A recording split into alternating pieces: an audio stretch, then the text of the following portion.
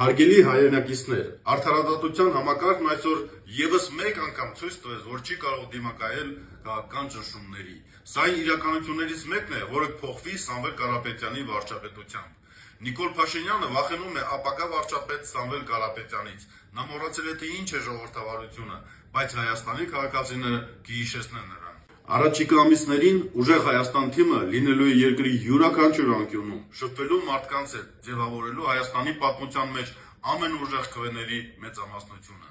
Սամվել Կարապետյանի վարչապետությամբ ուժեղ Հայաստանը կիրականացնի այն մեծ փոփոխությունները, որոնք ժողովուրդը ցանկանում է։